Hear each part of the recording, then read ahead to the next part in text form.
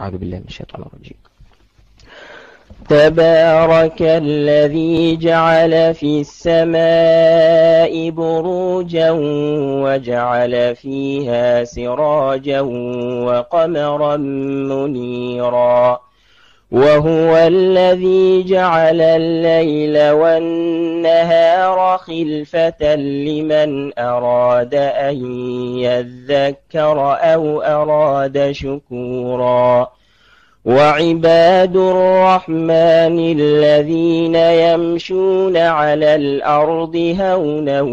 وإذا خاطبهم الجاهلون قالوا سلاما والذين يبيتون لربهم سجدا وقياما والذين يقولون ربنا اصرف عنا عذاب جهنم إن عذابها كان غراما إنها ساءت مستقرا ومقاما والذين إذا أنفقوا لم يسرفوا ولم يقتروا وكان بين ذلك قواما والذين لا يدعون مع الله إلها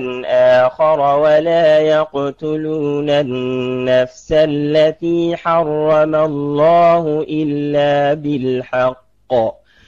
ولا يقتلون النفس التي حرم الله إلا بالحق ولا يزنون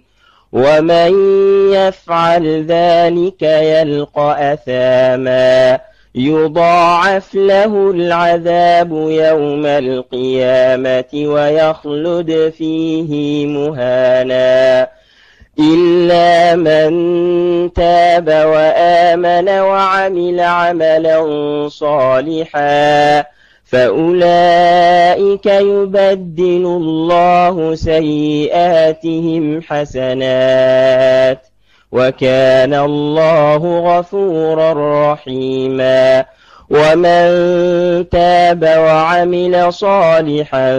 فإنه يتوب إلى الله متابا